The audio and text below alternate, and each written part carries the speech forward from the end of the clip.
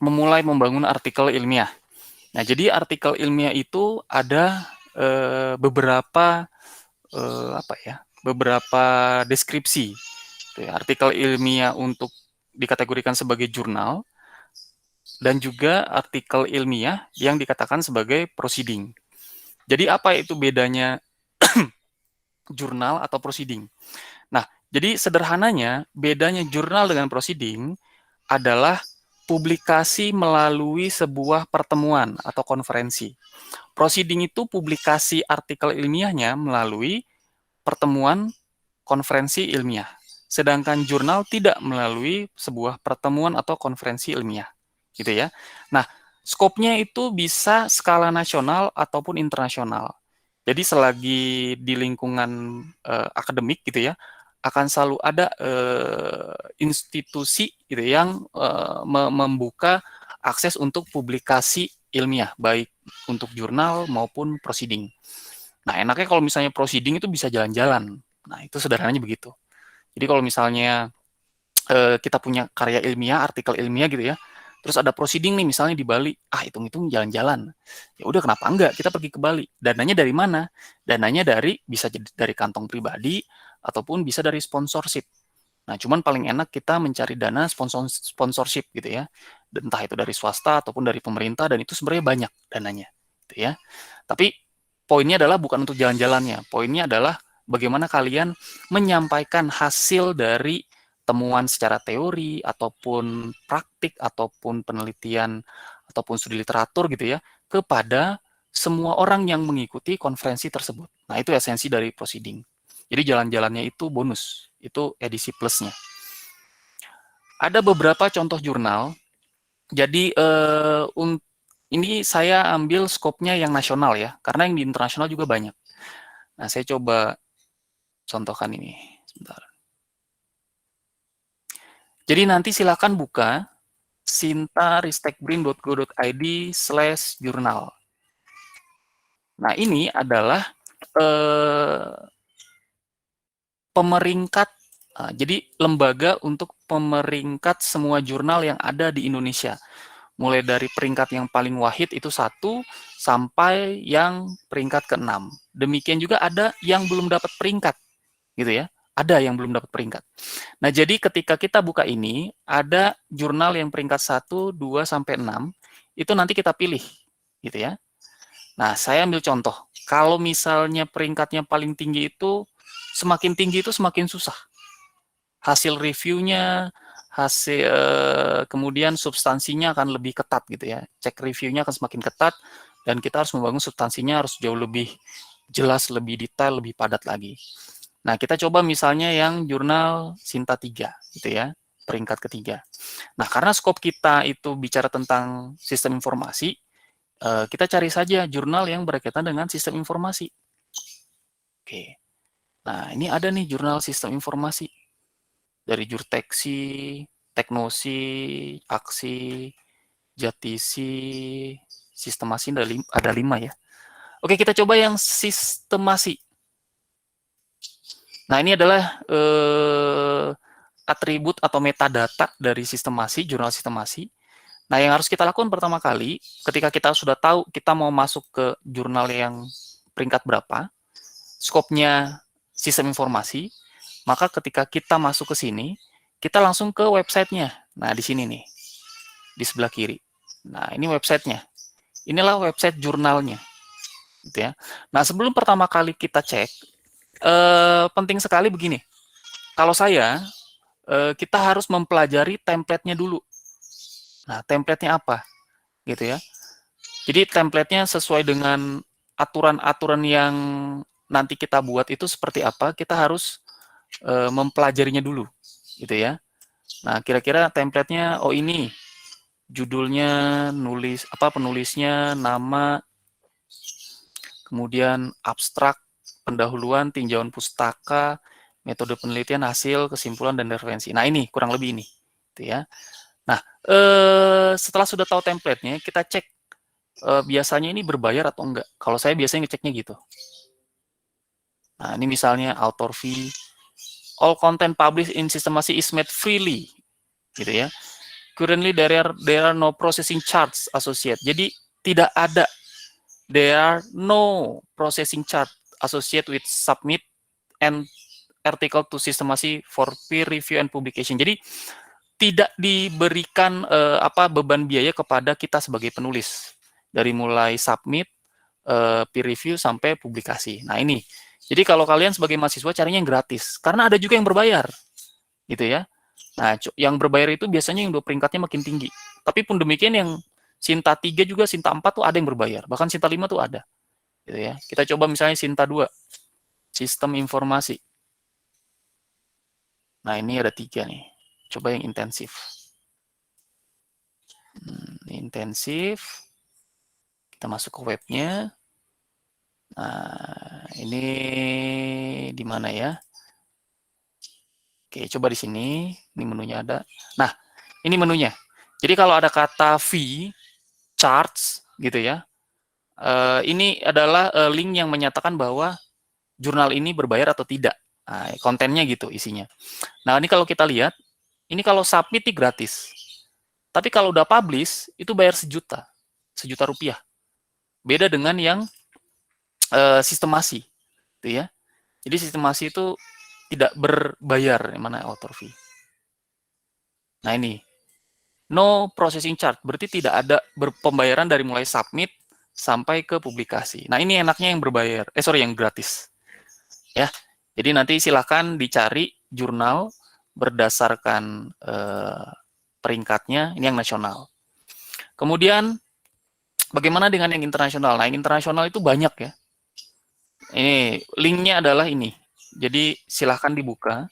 Saya sambil menyertakan pada ini ya, chat di meeting. Nah, ini misalnya kita ambil subjeknya di sini ada nggak? Kalau ini bahasa Inggris ya.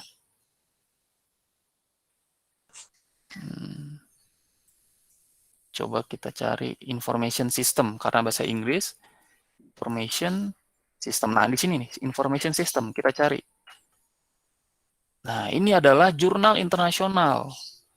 Wah, ini yang peringkatnya itu paling tinggi ya Q1. Q1, Q2, dan seterusnya. Nah, jadi kalau misalnya kalian masuk ke sini, misalnya ini ya. Nah, ini adalah subjek dari jurnal ini. Gitu ya. Nah, publishernya ini, kalian bisa mendapatkan informasi dari homepage dan juga bagaimana how to publish in journal. Nah, ini adalah homepage-nya, ini jurnal internasionalnya. Kalian bisa, di sini ada link-linknya gitu ya, untuk setiap artikelnya. Nah, di sini submit-nya bagaimana. Nah, kita cek lagi apakah ini berbayar atau enggak. Setahu saya, ini pasti berbayar. Archive about, carinya yang berkaitan dengan fee. Call for submission, ethical, download journal flyer with fit dan sebagainya. Nanti bisa dicari. Oh ini ada nih pricing and subscription. Oke.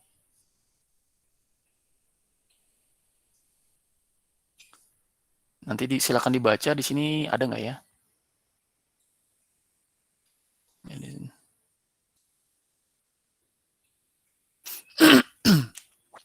Tidak terlihat ya.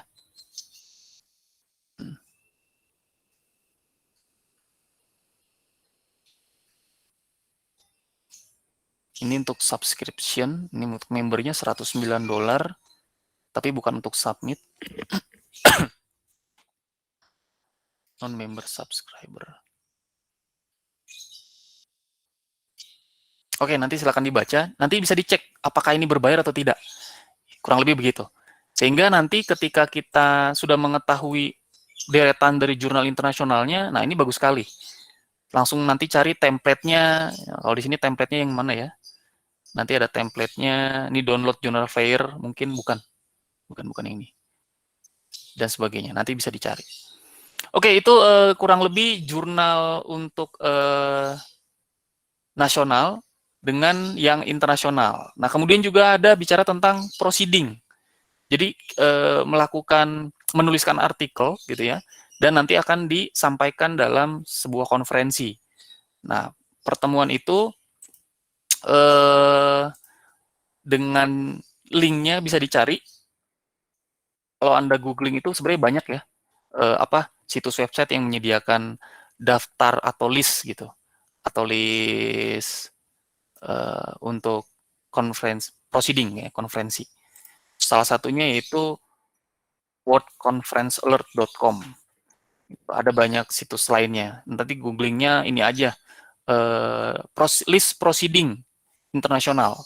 Nanti akan kelihatan. Nah, di sini salah satunya. Misalnya contoh kita mau ke Indonesia, proceeding di Indonesia gitu ya. Nah, di sini bisa kelihatan proceeding misalnya yang agak jauh lah ke Bali. Oh, ini International Conference on Psychology, tapi kita kan ke bidang kita itu skopnya sistem informasi itu masuk teknik. Nah, jadi bicara tentang infrastruktur teknologi, system information itu masuk. Nah, kayak gini nih.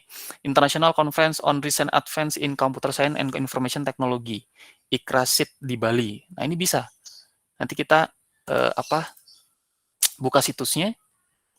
Nah, ini dia tanggal 27 Januari. Di sini ada website resminya kalau dicek. Dan ini semua berbayar. Proceeding itu berbayar, tidak ada yang gratis kecuali punya punya ya ya tadi ya, punya relasi dan sebagainya saya nggak tahu, atau punya kebutuhan-kebutuhan tertentu. Tapi semuanya itu rata-rata berbayar. Di sini udah ada keterangannya dari call papernya, tanggal-tanggalnya, submission, publication, gitu sampai ke mana venue gallery dot submission, ada submission, oh nggak ada keterangan, publication, coba kita cek di bagian registration apakah disebutkan biayanya, tidak ada ya. Nanti bisa dicek kira-kira biayanya berapa. Kalau mahasiswa itu biayanya lebih rendah daripada yang dosen atau profesional industri ya, biasanya begitu. Nah, itu untuk proceeding gitu. Proceeding bisa nasional atau internasional. Rata-rata proceeding itu sudah internasional walaupun dilakukan pada lingkungan di Indonesia gitu ya. Pada dasarnya yang internasional itu menyatakan skopnya saja, skop.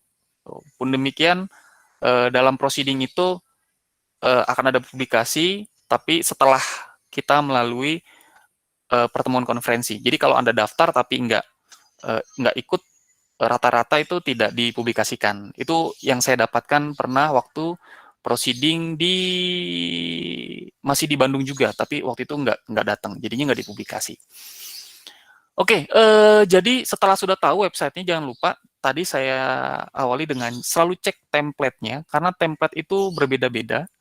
Jadi baik jurnal ilmiah ataupun untuk proceeding, publikasi jurnal atau proceeding itu pasti punya ketentuan yang berlaku gitu dalam penulisan artikel ilmiah. Jadi harus benar-benar dicek gitu ya, dan diikuti, dituruti gitu ya, dan wajib dilakukan. Nah, kemudian ini beberapa contoh. Ini contoh template jurnal.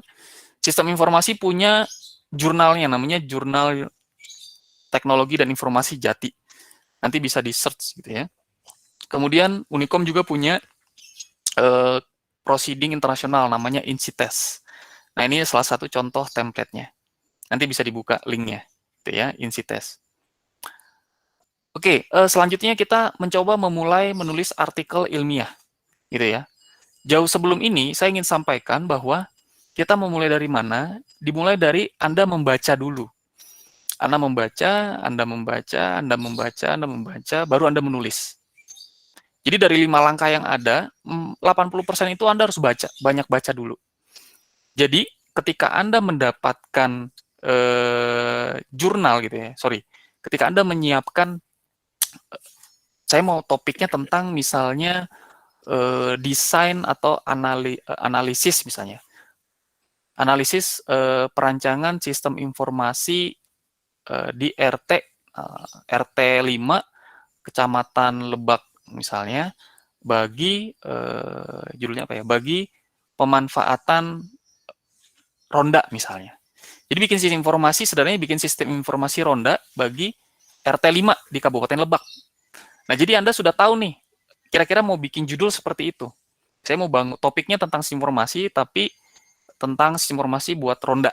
Nah, Anda bikin judulnya. Nah, judul itu harus ringkes pada dasarnya nanti ya. Jadi ketika sudah buat topiknya, Anda sudah menetapkan judulnya, kemudian itu topik tentang ronda, sistem informasi ronda, itu pasti sudah ada yang melakukan.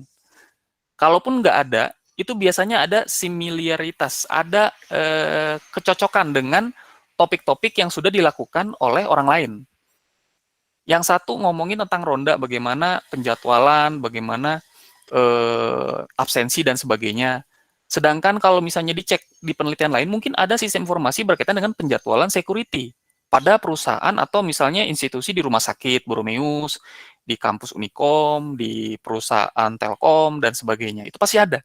Nah, itu kan similaritasnya ada tentang penjadwalan, tentang absensi terkait dengan penjagaan dalam suatu wilayah. Ronda kan begitu konsepnya gitu ya. Jadi berangkat dari situ, Anda baca dulu, Anda download materi-materinya gitu ya dari jurnal-jurnal yang ada Pak Balatak kalau ada di internet mah Anda bisa cari gitu ya. Nah, pada dasarnya sebenarnya topik itu banyak sekali. Saking banyaknya mungkin kita akan kebingungan mau pilih yang mana. Tapi pada umumnya topik itu bisa berupa studi literatur. Jadi studi literatur itu Anda membaca materi jurnal-jurnal yang sudah ada. Kemudian Anda hanya mengkait-kaitkan gitu ya, dan Anda memberikan temuan, evaluasi dari apa yang sudah dibaca itu didapatkan apa sih yang menjadi temuan dalam studi literatur ini yang saya baca dari 20 daftar pustaka, dari 20 referensi yang saya baca gitu ya. Seorang misalnya peneliti ini melakukan penelitian ini, peneliti ini melakukan penelitian ini dan seterusnya. Dari sini kaitkan apa yang menjadi kesamaan, perbedaan, apa yang menjadi keunggulan, kemudian teorinya bagaimana dikaitkan. Nah, kemudian berikan di situ kalian pendapat kalian secara ilmiah, kaitkan dengan teorinya. Apa yang menjadi dasar kekurangannya, kelebihannya, dan sebagainya. Jadi, berangkat dari studi literatur. Kemudian ada analisis. Ini analisis Anda sudah mengangkat sebuah topik yang khusus misalnya pada bidang tertentu. Di sini Anda mengumpulkan data. Gitu ya. Jadi kalian mengumpulkan data, mengemas datanya, kemudian dari data itu dikelola, diproses, didapatkan apa yang menjadi masalahnya, apa yang menjadi evaluasinya, apa yang menjadi kekurangannya, untuk diberikan rekomendasi-rekomendasi tertentu dalam pembangunan nantinya. Jadi skopnya hanya sampai analisis. Terus ada yang desain atau perancangan sistem, jadi bikin jurnal atau proceeding yang saya fokusnya ke perancangan saja, gitu ya. Analisisnya nggak dibahas, pembangunannya nggak dibahas, tapi bagaimana dengan desain dan perancangannya. Terus pembangunan sistem, misalnya berarti ya bicara tentang adanya hardware, brandware, atau software yang udah jadi gitu ya, yang secara nggak langsung udah jadi. Nah itu user interface-nya bagaimana, user experience-nya bagaimana, datanya bagaimana, relasi tabelnya bagaimana, hardware-nya bagaimana, brandware-nya bekerjanya, berinteraksinya dengan software dan hardware-nya bagaimana. Nah, itu bisa dibangun di dalam jurnal, khususnya topik-topik pembangunan sistem. Ada lagi pemodelan, audit, assessment, dan masih banyak lagi ya. Nah, itu tergantung dari penulis sendiri. Nanti ingin mengarahkan substansi artikelnya seperti apa. Nah, jadi setelah sudah tahu, tadi sebelumnya Anda juga baca-baca lagi, jadi setelah topiknya sudah diketahui, baca juga, lanjut. Jadi baca itu nggak berhenti di satu sisi setelah saya udah dapat topiknya, udah selesai. Nggak, Anda baca lagi. Bahkan setelah Anda menulis pun, Anda akan mencari referensi yang lain yang mungkin nanti kira-kira Anda butuhkan. Berarti Anda download, Anda baca lagi. Gitu ya. Jadi Anda penting sekali untuk membaca. Jadi 80% menurut saya harus Anda mulai dengan membaca. Gitu. Sisanya baru menulis. Nanti menulis dengan teknik-teknik yang lain gitu ya, dengan format-format yang lain. Format penulisannya nih rata-rata. Ini saya ambil rata-rata pada umumnya. Gitu ya. Jadi ada judul, abstrak, pendahuluan, metode, hasil dan pembahasan, kesimpulan, saran, daftar pustaka, dan ucapan terima kasih. Nah, ada satu bagian yang nggak saya tulis, namanya tinjauan pustaka atau landasan teori, gitu ya. Jadi tinjauan pustaka itu rata-rata sudah dimasukkan ke dalam pendahuluan. Tinjauan pustaka itu berarti kalian meninjau, melakukan, memberikan hubungan atau relasi antar topik penelitian dengan teori yang sudah ada, gitu ya. Teori yang sudah ada itu tentang misalnya teori-teori atau definisi-definisi tentang sistem informasi, kan sudah ada sebelumnya. Nah, itu dikaitkan dengan topik yang disampaikan pada pendahuluan. Nah, jadi tinjauan pustaka itu ada di dalam pendahuluan. Oke, sambil contohnya yang ini, misalnya, kalau ini kan ada nih tinjauan pustaka. Nah, nah ini ada tinjauan pustaka. Jadi tinjauan pustaka ini sebenarnya sudah dimasukkan ke dalam pendahuluan. Biasanya seperti itu. Ada jurnal yang seperti itu. Dan ada juga jurnal yang masih sama dengan Jati. Ini masih sama dengan Jati ya, ada tinjauan pustakanya. Gitu ya. Oke, jadi judul itu harus ringkas. Dan dia harus mengindikasikan apa yang menjadi inti, apa yang menjadi pokok dari substansinya nanti. Nah, hindari judul dengan kata berbasis, studi kasus, dan lainnya. Nah, ini biasanya berbasis dan studi kasus ini disampaikan pada abstrak. Jadi judul itu mencerminkan pokok bahasan dengan beberapa variabel. Contohnya, sistem informasi penjadwalan ronda, gitu ya. Nah, kemudian kalian tulis studi kasus RT 5 Kabupaten Lebak. Nah, itu studi kasusnya dihindari saja. Gitu. Jadi fokusnya kepada sistem informasi penjadwalan ronda. Nah, kalau mau tulis pada RT 5 Kabupaten Lebak, udah. Jadi padanya itu menyatakan objeknya. Nggak usah ditulis studi kasusnya, gitu ya. Nah, pun demikian, biasanya ada subjudul. Subjudul ini merupakan detail dari pokok bahasan judul. Jadi misalnya sistem informasi ronda, berarti di bawahnya itu, sistem informasi ronda pada RT 5 Kabupaten Lebak. Berarti subjudulnya menyatakan sistem informasi penyediaan, penjadwalan, dan absensi bagi masyarakat yang mengikuti ronda. Nah, itu bisa ditulis itu sebagai subjudul. Itu contoh sederhananya. Kemudian abstrak. Abstrak ini dikemas antara 150 sampai 250 kata pada umumnya. Ini mengemukakan intisari dari artikel ilmiah. Jadi dalam 250 kata ke bawah, kalian harus sudah menuliskan apa yang menjadi masalah, apa solusinya, apa metodenya, apa tujuannya, dengan apa hasilnya. Gitu ya. Nah, di dalam masalah ini sudah disertakan juga objeknya tentunya. Nah, setelah abstrak dibuat, ini abstraknya umumnya dibuat dalam dua bilingual, bahasa Indonesia dan dengan juga bahasa Inggris. Tapi kalau sudah jurnal internasional, cukup bahasa Inggris saja, tanpa menuliskan bahasa Indonesianya. Kemudian yang berikutnya adalah pendahuluan. Nah, pendahuluan ini disusun dari kumpulan beberapa paragraf yang mengungkapkan. Di situ ada paragraf yang menyatakan masalah nantinya, kemudian sampaikan tujuannya, kemudian bicara tentang state of the art atau related works. Ini pembahasan terkait penelitian yang dikerjakan oleh peneliti lainnya. Dan relasikan teori dengan apa yang disampaikan pada masalah, tujuan, dan state of the art-nya. Nah, ini jadi tinjauan pustakanya sebenarnya ada di sini, di pendahuluan. Gitu ya. Nah, setelah pendahuluan selesai, baru bangun metode. Sederhananya metode itu urutan langkah-langkah yang dilakukan dalam penelitian. Nah, dari mulai misalnya analisis kebutuhan, pertama. Kedua, pengumpulan data. Ketiga, analisis data. Keempat, perancangan.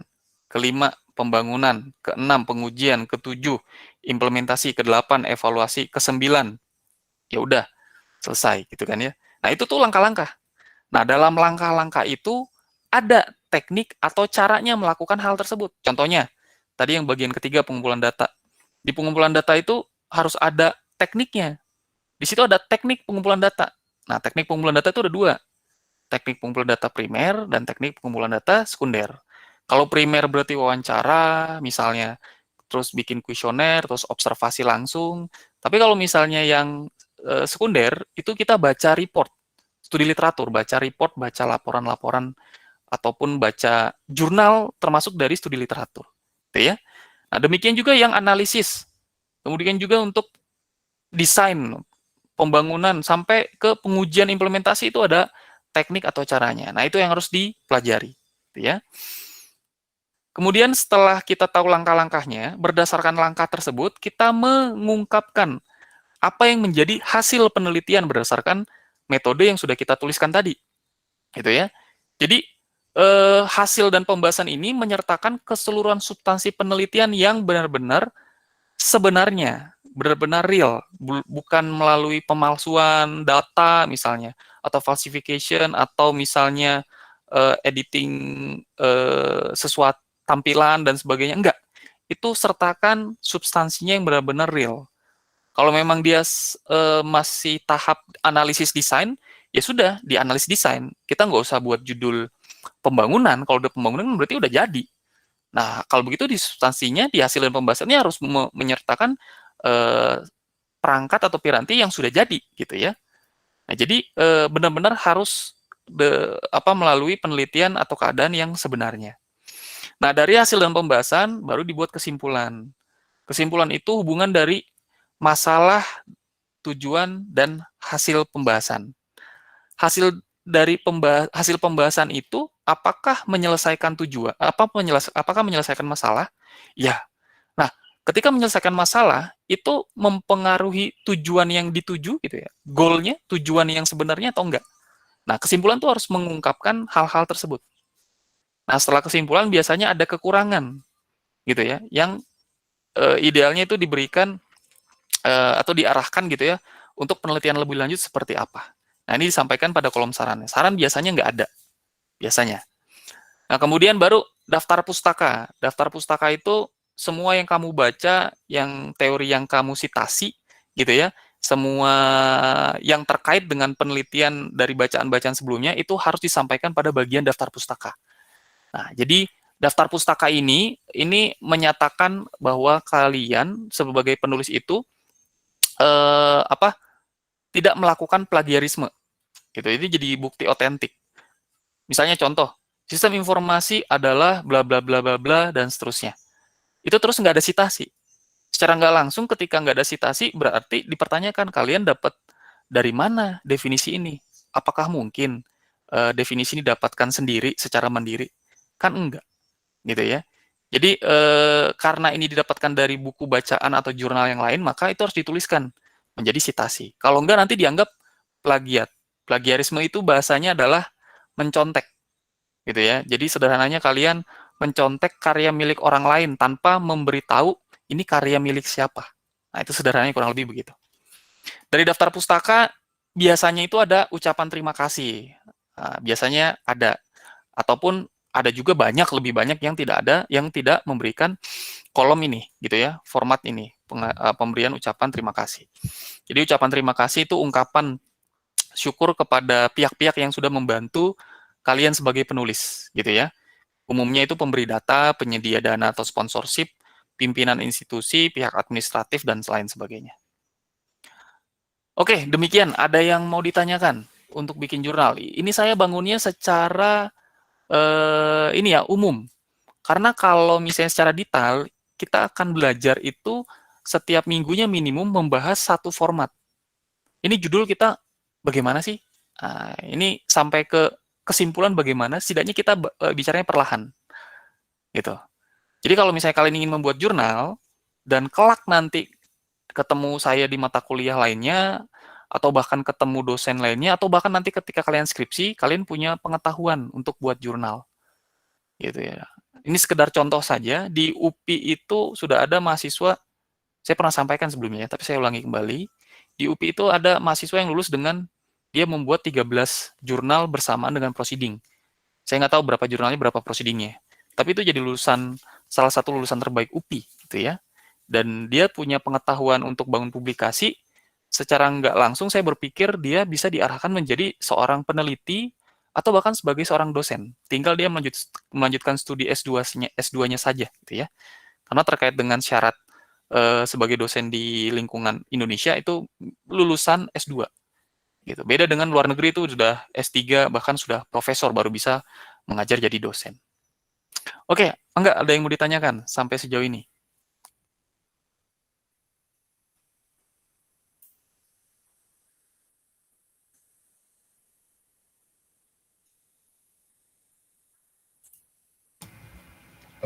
Izin bertanya, Pak.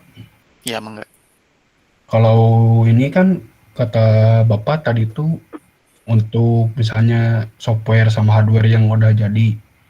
Hmm. Nah, sedangkan ada beberapa kayak di YouTube sama di internet lah banyak kayak review ininya itu yang belum jadinya masih tahap beta atau tahap development.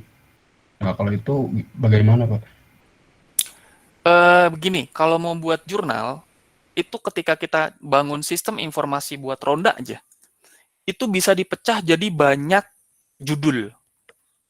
Itu bisa dipecah jadi banyak judul. Misalnya, jurnal yang pertama menyatakan tentang analisis kebutuhan untuk ronda. Ya, kita cek nih, dengan berbagai macam teknik dan cara, kita menganalisis kebutuhan. Sampai nanti ujung-ujungnya ditemukan apakah pembangunan sistem informasi ini ideal atau tidak. Tujuannya untuk menjawab itu. Tujuannya hanya satu, menjawab apakah sistem informasi ini layak atau tidak untuk dibangun. Itu judul artikel ilmiah yang pertama. Nah, ini artikel ilmiah yang kedua. Kita di sana tulis bagaimana melakukan analisis data. Berarti kita melakukan memberikan kuesioner kepada orang masyarakat di situ. Nah, isi kuesionernya ada pertanyaan-pertanyaan. Kemudian studi literatur juga, gitu ya. Studi literatur tentang hal seperti ini tuh sistem informasi untuk ronda itu bagaimana kurang lebih, gitu ya. Nanti dianalisis menggunakan model-model tertentu. Contohnya yang paling sederhana SWOT, gitu ya. Kita kenali berdasarkan string weakness opportunity trait-nya.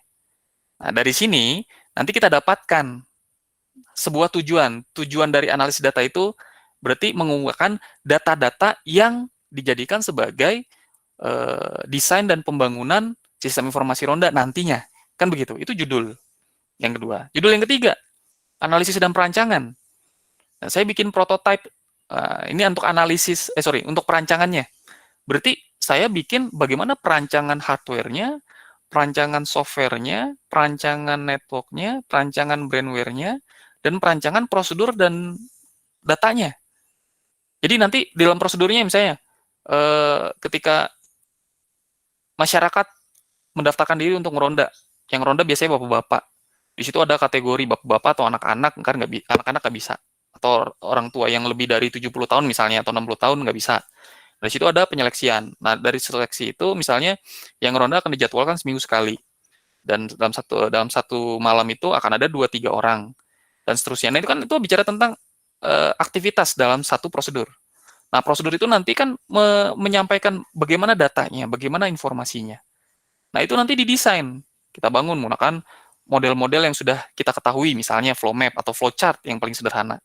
Nah, dari situ nanti dipetakan kira-kira untuk hardware-nya, software-nya dulu misalnya. Software-nya itu kebutuhan, penggunanya dulu brandware. Brandware-nya adalah bapak-bapak masyarakat, RT dan sebagainya misalnya. Kemudian di situ software-nya bekerjanya bagaimana user interface-nya. Nah, dari situ kebutuhan hardware-nya apa? Oke, misalnya smartphone yang minimum requirement-nya misalnya Android OS 7 misalnya atau OS 5. Udah selesai, itu masih perancangan, kita belum bangun sama sekali. Nah, kemudian itu judul ketiga. Judul keempat, mau pembangunan. Misalnya kalau mau pembangunan, itu setidaknya udah ada prototipe yang beta. Alpha ya. Alpha apa beta? Ya beta lah. Beta satu, beta versi satu. Atau nggak usah beta, dibilangnya prototipe versi pertama. Atau nggak usah ditulis prototipe versi pertama. Prototipe saja sudah mewakili bahwa aplikasi ini masih belum benar-benar fix, final. Kan makanya yang disebut prototipe. Gitu ya. Jadi bisa ditulis prototype atau kamu bahasanya bilangnya beta gitu ya. Beta versi satu, software beta versi satu. Maka ya dituliskan software ini begini-begini, begini-begini dan seterusnya. Bagaimana softwarenya, bagaimana ketika diuji, bagaimana ketika diujikan kepada user, bagaimana ketika diujikan kepada user untuk fungsionalitasnya, user untuk user interface-nya dan sebagainya. Gitu ya. Jadi itu diungkap pembangunannya. Misalnya menggunakan tools-tools apa. Nah, itu bisa diungkapkan di situ. Berikutnya nanti bikin judul yang kelima. Bagaimana untuk implementasi? Implementasi itu ada 4, gitu ya. Dimana konversinya secara langsung, paralel, bertahap, dan juga pilot. Ah, saya mau bikin yang pilot. Bagaimana kalau yang pilot? Pilot itu resikonya apa? Kekurangannya apa? Kelebihannya apa? dan sebagainya, sampai kepada ya implementasi, atau bahkan mungkin di situ ada assessment. Assessment itu penilaian. Penilaian software ini udah oke belum? Tampilannya udah mateng belum? Mudah atau easy nggak digunakan? Punya ketahanan yang bagus nggak? Bebas error nggak? Nah, itu udah judul yang keenam dan seterusnya. Jadi banyak sekali dalam satu penelitian itu bisa diurai menjadi banyak judul yang menjadi banyak jurnal. Jadi kalau kamu bilang masih beta, ya bisa dijadikan sebagai jurnal. Bahkan cuma studi literatur aja. Tadi saya sampaikan itu yang paling mudah menurut saya ya, tapi nggak tahu. Ya, kita tetap harus belajar juga gitu ya untuk membuat topik jurnal seperti itu. Jadi kita baca dari yang judul-judul jurnal yang udah pernah ada, topiknya similiar gitu, dan itu kita kaitkan ke apa yang mereka bangun, apa yang mereka dapatkan, yang kekurangan dari mereka seperti apa, teorinya bagaimana, bagaimana dengan kebutuhan kita, kaitkan dengan topik yang nanti akan kita bangun, apa yang menjadi acuannya dan sebagainya. Jadi kita berkreasi di situ, membangun sebuah substansi yang saintik, ilmiah, berangkat dari literatur-literatur yang kita baca. Jadi bukan opini kita, bukan opini yang sekedar ya udah saya ingin bikin informasi yang begini-begini karena ini penting loh. Enggak begitu. Opini kita itu jadi nggak punya dasar, nggak punya acuan. Nah, untuk itu dari literatur, dari teori, itulah acuan kita. Sampai kita bisa bikin sistem informasi untuk ronda. Itu sederhananya. Begitu. Tadi yang nanya siapa ya? Hanan. Saya Pak. Oke. Nggak ada lagi Hanan atau cukup atau ada kurang jelas?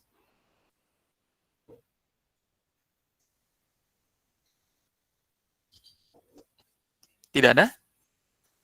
Oke, yang lainnya bagaimana? Ada yang ditanyakan? Rumit ya?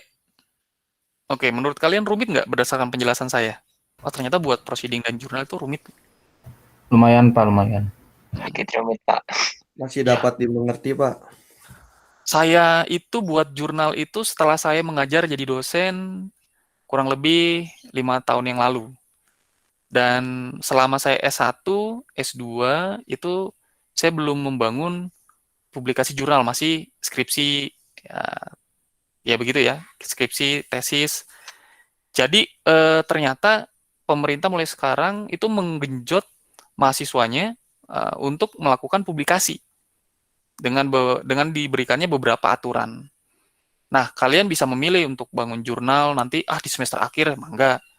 Tapi lebih bagus lagi kalau kalian mulai dari saat ini, dari semester 1. Cukup studi literatur, itu bisa. Saya akan coba bantu untuk memahami bagaimana kalian bisa membangun jurnal dari hal yang paling sederhana sampai publikasi. Gitu ya. Kalau mau, ayo kita adakan pertemuan. Kalau saya akan selalu, sebenarnya saya ada pertemuan tadi, gitu ya, jam 8. Kita bahas tentang bagaimana bikin jurnal. Tapi jurnalnya berangkat dari penelitian. Gitu. Sehingga penelitian saya dengan mahasiswa saya, di ujungnya bukan hanya kita bikin laporan, tapi kita bikin sebuah jurnal ilmiah, gitu ya, artikel ilmiah yang nanti dipublikasikan. Uangnya ada, gitu. Jadi kalau kalian ikut penelitian dosen, itu ada lumayan buat nambah-nambah uang saku, setidaknya begitu. Gitu ya. Oke, ada lagi yang mau ditanyakan? Untuk jurnal ini luas loh. Kalau untuk minimalnya itu Pak, minimal misalnya saya nih baru masuk kuliah beberapa minggu langsung bikin jurnal, apa itu bisa atau emang nggak bisa? Kalau dibilang bisa, asal kalian tahu bagaimana cara membuat jurnal, tahu caranya bagaimana membuat jurnal, itu udah bisa. Yang kayak tadi ini yang saya sampaikan sebelumnya itu penjelasan sederhana. Saya nggak menyampaikan detail spesifik. Sebenarnya ini ada mata kuliahnya loh. Itu bayangin aja mata kuliahnya itu berapa SKS, 2 SKS, untuk berapa pertemuan. Saya hanya baru 42 menit saya menyampaikan tentang jurnal. Itu pun masih prakatanya doang, sama secara umum saya sampaikan. Belum detail. Karena kalau judul nanti kita udah bisa berapa variabel, kemudian jumlah katanya berapa, kemudian subtitlenya mengacu kepada detail-detail yang dari mana, dan sebagainya. Itu tuh akan kita bahas lagi gitu di pertemuan-pertemuan sebelumnya, setelahnya gitu. Jadi nggak sekarang. Saya menyampaikan hal pada umumnya. Karena kan kalian bilang pengen buat jurnal. Nah, saya sangat menyayangkan kalau misalnya kalian membuat jurnal karena nilai. Tapi saya sebagai dosen, saya harus kasih trigger. Triggernya apa ya? Dengan nilai. Karena kalau saya bilang, oke ini mangga yang mau datang, yang nggak mau datang juga nggak apa-apa, yang mau belajar syukur, yang nggak mau belajar juga nggak apa-apa, nggak mempengaruhi nilai. Saya yakin yang datang saat ini mungkin hanya 5 orang, bahkan 1-2 orang. Saya bisa kayak punya keyakinan gitu. Itu berdasarkan pengalaman saya tahun-tahun sebelumnya. Tapi kalau saya kasih bilang apresiasi, saya apresiasi nilai ya, nilainya A langsung otomatis gitu. Di setiap mata kuliah saya kalau ada yang publikasi nilai, publikasi jurnal itu saya kasih A, betul. Dan sudah ada yang saya kasih nilai A gitu. Nah, jadi sudah ada, tapi orientasinya mereka ngejarnya nilai, bukan pengetahuannya. Nah, bagi yang memang pengen bikin jurnal, kalau saya akan selalu adakan pertemuan. Paling cepat itu seminggu sekali, paling lambat itu 2-3 minggu sekali. Jadi itu setiap hari Sabtu jam 8. Gitu. Jadi saya membimbing 2 mahasiswa saya untuk bikin jurnal saat ini. Gitu. Dan untuk kalian tidak terlambat. Justru itu lebih bagus, lebih cepat. Lebih cepat, lebih bagus. Kalian zaman sekarang enak ya, sudah ada internet dengan berbagai macam referensi yang bisa didapatkan. Dilihat di YouTube juga udah dapet gitu ya. Tapi pertanyaannya, kalian tetap saja butuh pendamping, pengarah gitu ya, yang bisa membimbing. Nah, saya siap untuk menyampaikan itu. Asalkan kalian punya komitmen. Karena saya belum pernah edisi langka ya melihat mahasiswa itu komitmen untuk melakukan sesuatu gitu. Entah kalian sederhananya kalian ikut lomba aja. Ayo ikut lomba, terus ikut bikin jurnal, 2 hal itu aja. Ikut meneliti, ya ikut meneliti ya. Ikut meneliti, bikin jurnal, ikut lomba. Kalau saya sih berangkat dari neliti. Karena kalau dari ketika saya dengan Anda neliti bareng, itu akan bisa dipakai, dimanifestasikan, ya, dilanjutkan ke dalam kita bikin jurnal, kita bikin proceeding. Nah, dari situ, kita nanti lanjut ikut kompetisi. Banyak loh. Mahasiswa saya ada yang dia judul topiknya tentang startup. Saya arahkan ke startup, bikin jurnal. Akhirnya bikin proceeding nasional. Habis itu dia ikut kompetisi sampai ke bisa kemana-mana gitu ya, diundang, di-invite. Sampai akhirnya ketika dia bekerja, tahun kedua dia sudah bisa mendirikan startup-nya. Nanti coba cek Build Me gitu ya. Itu saya juga kaget. Dia dalam waktu tahun kedua itu setelah kerja belajar juga untuk bikin startup, akhirnya dia bisa bikin startup yang fokusnya menjadi software house gitu ya. Gitu, dan omsetnya udah bukan lagi puluhan, bukan lagi ratusan sampai ke M gitu ya. Saya juga kaget. Jadi pada dasarnya mahasiswa itu jauh lebih hebat daripada saya. Gitu. Saya menemukan banyak mahasiswa yang jauh lebih hebat, tapi banyak yang hanya sekedar panas di awal aja gitu ya. Nah, itu jadi hanya di awal tapi tidak bertahan. Nah, jadi berharap jadi kalau mahasiswa itu kalian punya komitmen dan komitmennya itu tetap dipertahankan.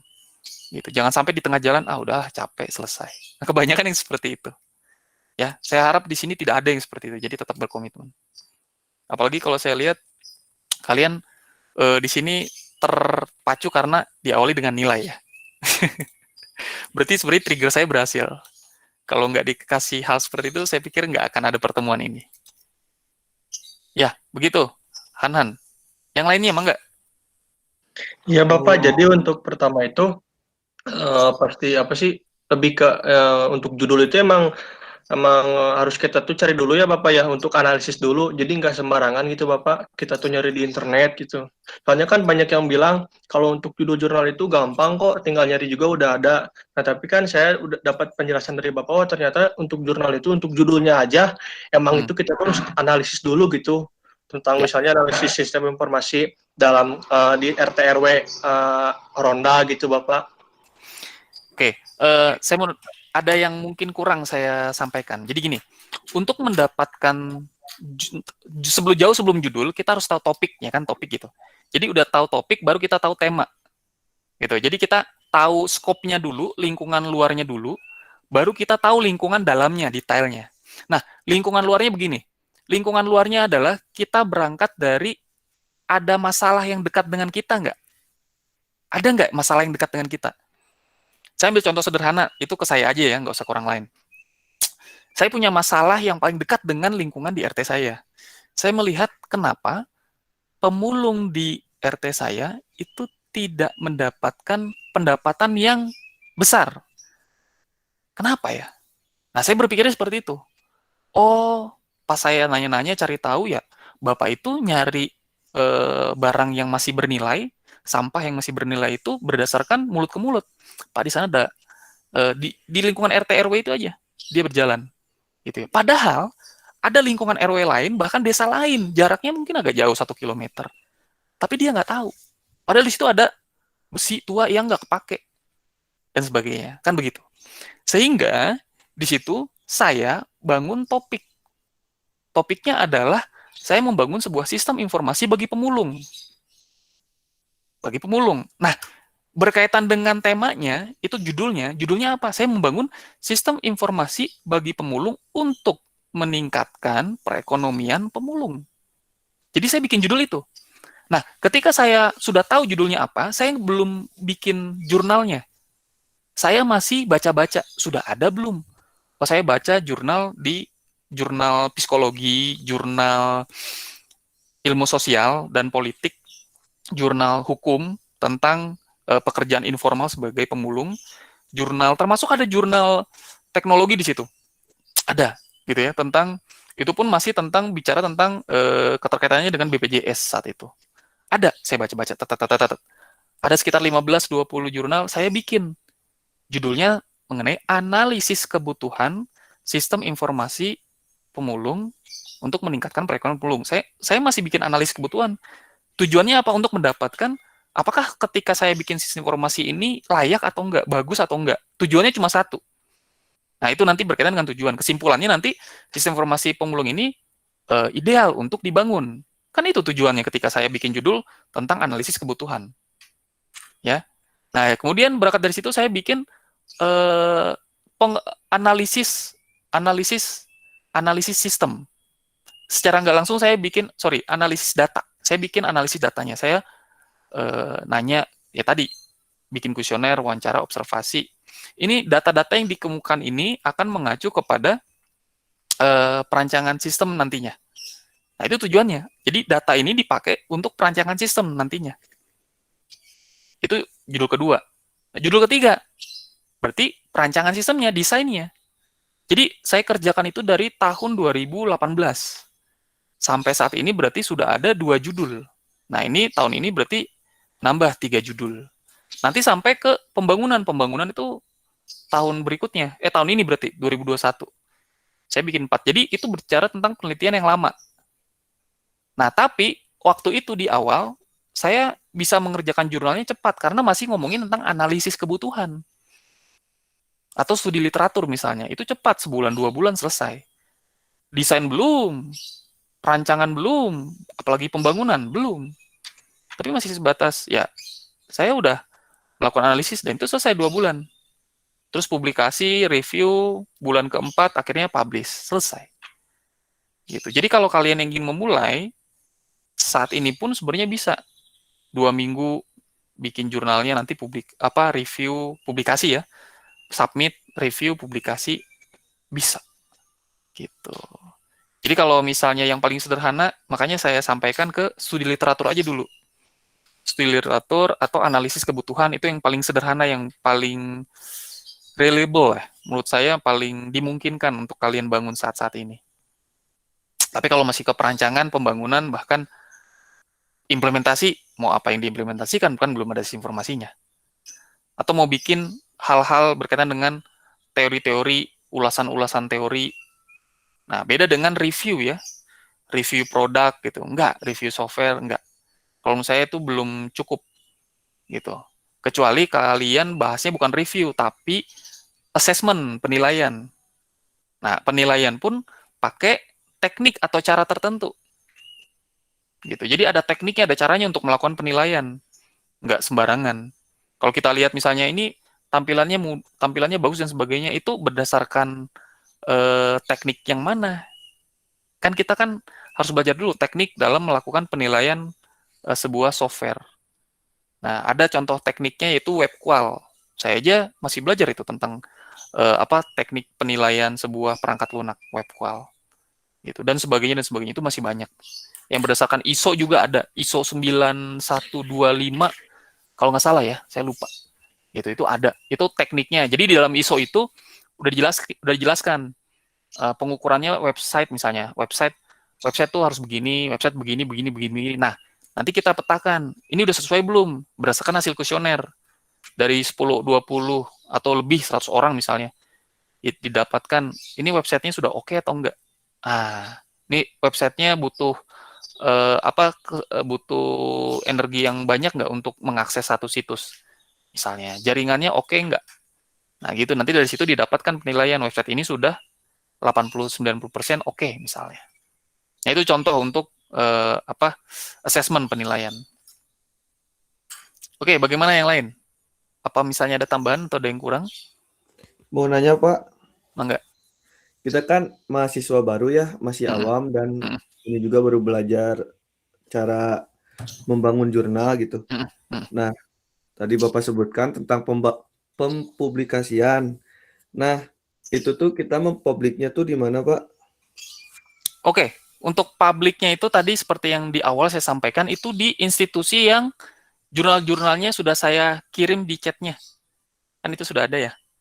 Dari mulai Sinta, Ristek Brin, nah itu nanti, itu kan pemeringkat publik institusi gitu ya. Nanti cek websitenya, dari websitenya itu nanti kan kalian register, submit gitu. Jadi ini saya kasih contoh deh.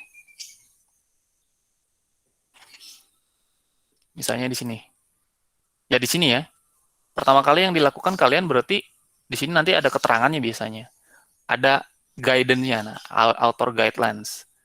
Nah, di sini corresponding author dan sebagainya. Tapi yang pertama kali perlu dilakukan, kalian tuh harus register. Jadi sebenarnya dalam sebuah website ini ada panduannya. Dia register, habis itu misalnya login, gitu ya. Setelah login nanti dia harus submit. Kurang lebih begitu. Ini saya belum bisa login. Saya ngambil contoh deh yang lain deh. Bukan. Saya punya akun. Ini masih di PC sih, bukan di laptop saya. Jurnal.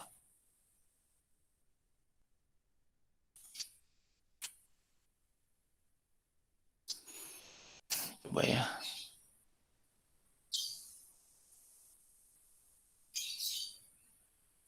Nah, di sini nanti make submission. Ini contoh ya. Di sini ada keterangannya.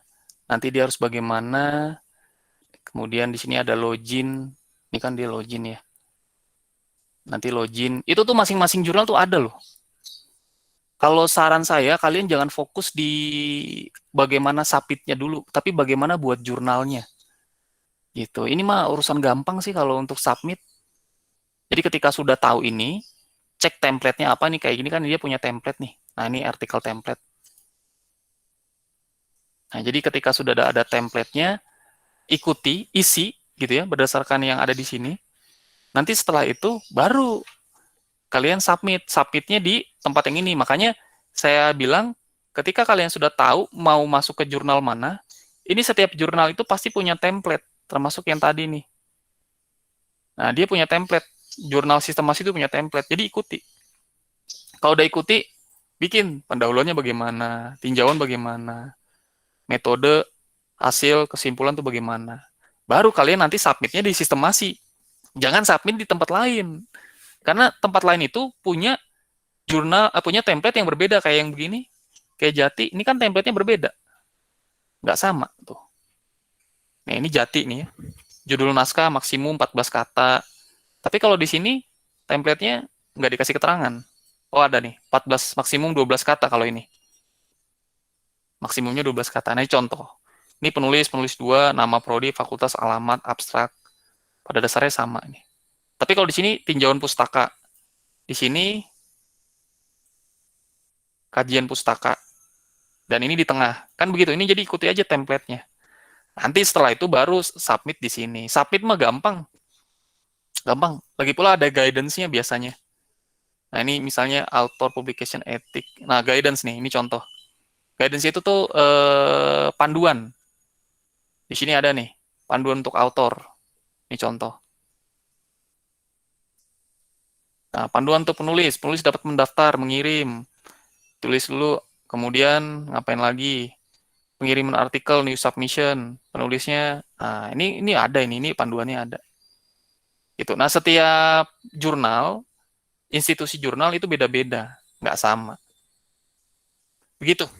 Jadi fokusnya bukan ke submitnya dulu, tapi buat jurnalnya dulu.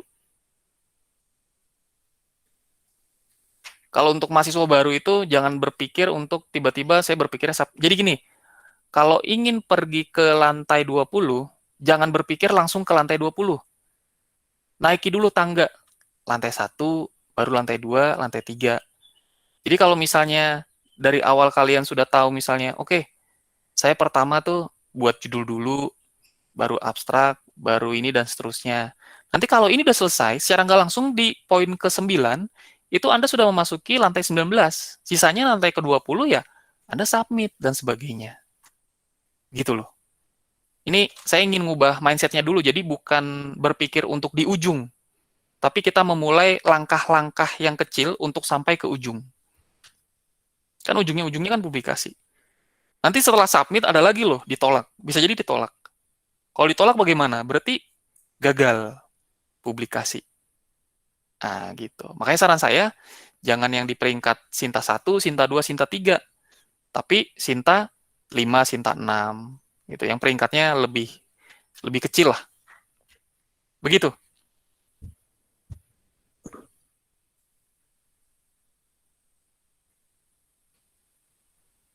Enggak? Ada yang ditanyakan lagi? Nah, Bapak misalkan ya, kalau misalnya nih, kelompok saya nih udah ada judulnya nih. Untuk konfirmasinya gimana Bapak? Apakah nanti diadakan pertemuan lagi? Soalnya kan untuk judul juga itu ada topik, tema juga kan itu udah mungkin beberapa hari ya kalau bisa mah. Jadi kan kita juga harus baca dulu gitu, cari referensi dulu. Untuk misalnya kita konfirmasi ke Bapaknya, apakah ada pertemuan atau gimana Bapak? Untuk misalnya ini kita udah dapat judulnya, misalnya ada yang misalnya, oh masih bingung, atau stuck gitu untuk judulnya gitu Bapak. Oke, kalau pertemuan itu akan saya lakukan setiap hari Sabtu jam 8 sampai jam 10. Sebenarnya itu. Jadi, saya dengan mahasiswa saya melakukan pertemuan secara rutin. Tapi untuk 1 bulan kemarin saya nggak rutin ya, karena berkaitan dengan Nataru juga. Jadi, banyak liburnya. Jadi, ya biasanya di hari Sabtu ini, Sabtu. Makanya saya mengadakan pertemuan tuh di hari Sabtu ini. Karena pertemuan hari ini, ya yang saya lakukan dengan mahasiswa saya sebelumnya. Kita membahas bagaimana kalau kita kan masih tahap penelitian, tapi pun demikian kita juga sudah sampai tahap bagaimana membangun jurnal, gitu ya, membangun untuk publikasi artikel ilmiah. Jadi mangga kalau misalnya mau memulai, kita bisa mulai Sabtu minggu depan. Jadi bukan karena Senin sampai Jumat itu saya pakai untuk aktivitas akademik, entah itu mengajar, neliti, mengabdi juga.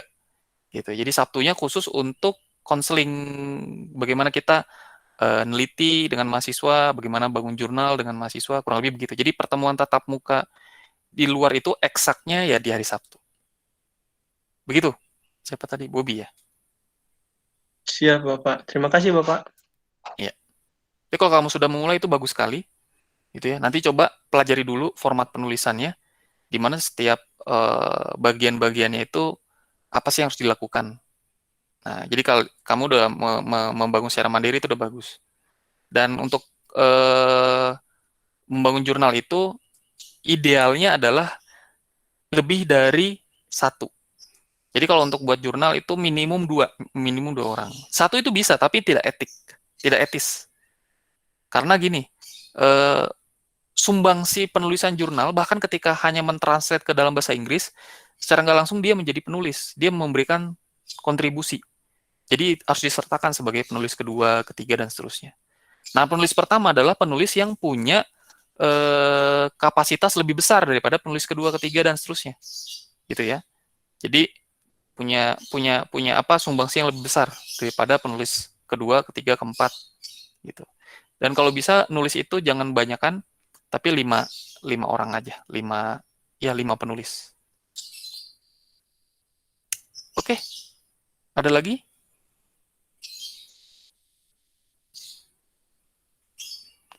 Coba saya mau tanya dulu nih. Di sini yang memang mau buat jurnal karena nilai ada berapa orang?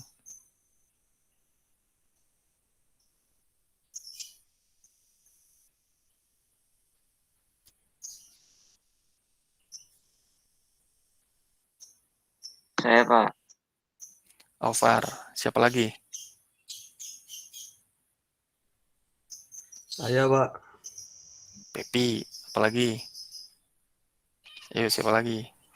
Ya, Ini Pak. biar saya. Oke.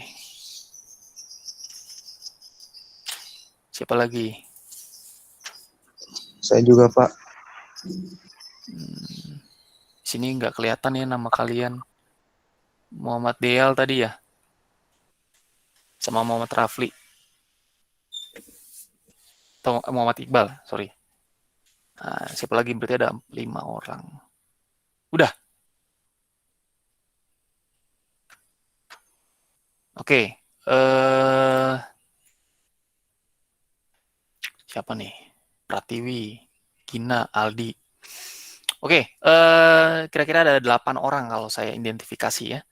Jadi yang lainnya itu berarti bukan karena nilai.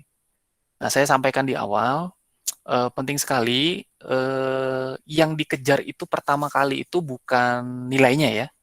Karena kalau kita berfokus kepada nilainya bukan pengetahuannya, kita cenderung hilang pengetahuannya. Jadi fokusnya tolong cari pengetahuannya dulu, nilai itu ngejar. Kalau untuk nilai, pertama saya sudah sampaikan nilai 60 itu harus lebih giat lagi belajar supaya dapat nilai 100 di UAS. UAS itu nggak akan susah, gitu ya. Jadi saya yakin bisa. Dan untuk bikin jurnal itu bukan perkara yang mudah, tapi bukan sesuatu yang mustahil ketika kalian ingin mengerjakan cepat, gitu ya. Bisa saja, tapi kita harus rutin setidaknya menggali bagaimana kita membangun jurnalnya dengan cara membaca dulu. Kita nggak akan bisa tahu membangun jurnal kalau kita nggak tahu jurnal itu seperti apa. Jadi tolong nanti baca jurnal yang udah pernah dibuat sebelumnya, itu udah banyak jutaan jurnal ya, ratusan juta lebih dan sebagainya kali ya. Itu pabalatak semua di internet berkaitan dengan skop kalian, googling aja. Jurnal misalnya terkait dengan studi literatur tentang apa ya, ronda, jurnal sistem informasi pos ronda. Pos ronda itu punya kesamaan kemiripan dengan security, satpam atau polisi jaga atau TNI perlindungan dan pengawasan ABRI, bukan ABRI, saat ini TNI misalnya. Nah, jadi yang kayak gitu-gitu bisa kalian cari. Nanti kalian dari baca formatnya udah tahu dan sebagainya. Oh, ternyata di pendahuluan dia ngomongnya ini loh. Kalian bisa segmentasi.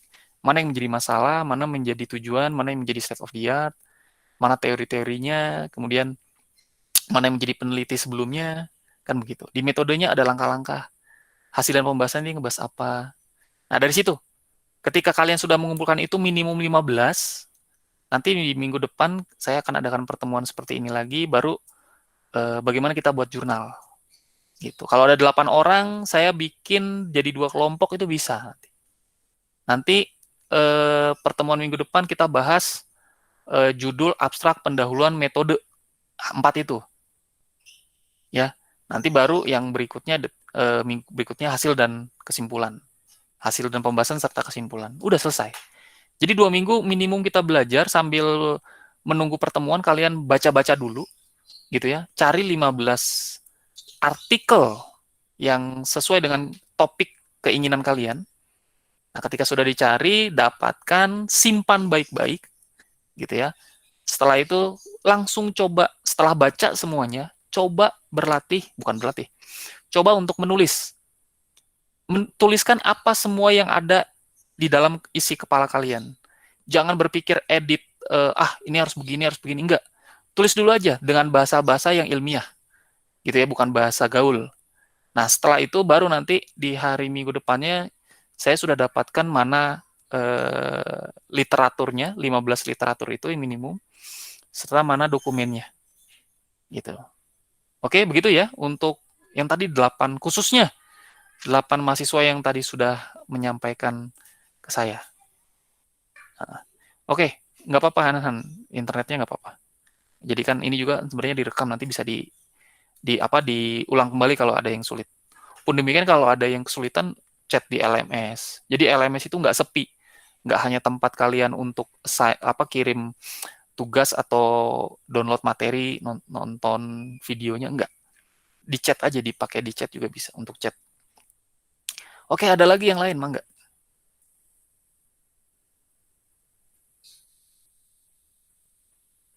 Tidak ada?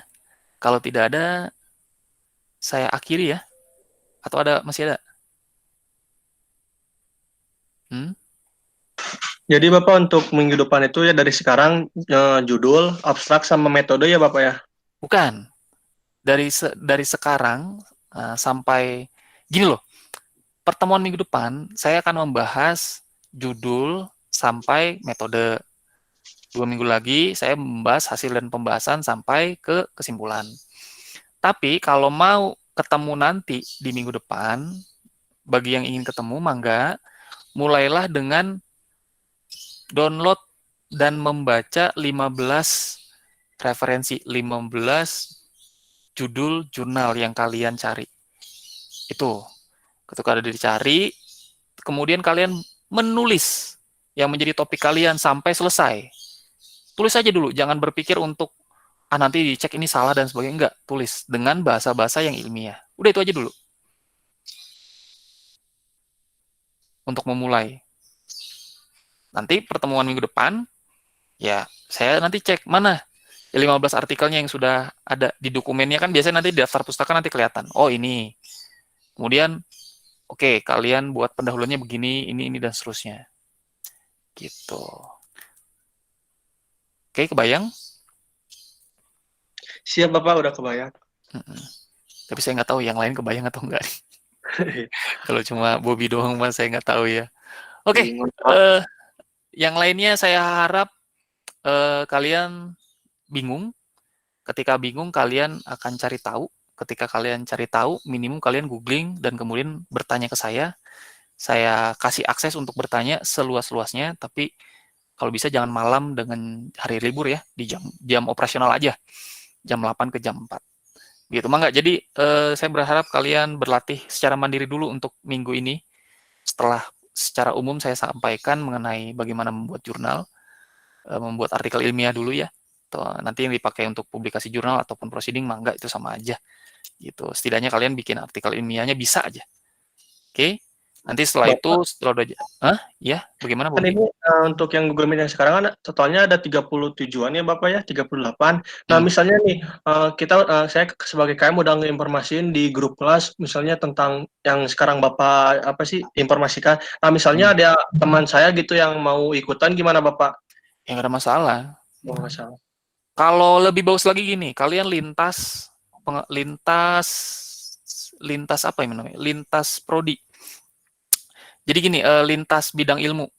Teman kalian yang satu orang desain, yang satu lagi orang ilmu sosial. Jadi setidaknya 3 orang anak sistem informasi, 1 orang desain, 1 orang sospol gitu ya. Itu lebih bagus lagi karena menambah hasanah saintiknya, pengetahuannya di dalam penulisan artikel ilmiah nantinya. Jadi sekarang tuh zamannya udah kolaborasi lintas bidang ilmu pengetahuan. Bukan lagi informasi semua yang nulis, enggak. Jadi orang sistem informasi nanti udah berkolaborasi dengan orang-orang kesehatan, orang-orang hukum, begitu. Nah, kalau ada temennya bahkan yang di luar ini pun bisa. Saya pastikan bisa. Oke, begitu. Nanti Mangga ya, disampaikan ke temennya kalau ada yang mau. Kalau bisa satu kelompok itu 5 orang. 4 orang lah. 4 orang cukup. Oke, kalau begitu saya cukupkan pertemuan saat ini. Terima kasih. Saya tunggu pertemuan berikutnya. Kita pakai link yang sama, jadi link ini tolong disimpan ya, disimpan. Oke, kalau begitu terima kasih. Sampai ketemu, tetap jaga kesehatan. Oke, saya leave duluan ya semuanya. Baik Pak, terima kasih. Baik Pak. Terima kasih Pak. Yuk, terima kasih semuanya. Sehat-sehat.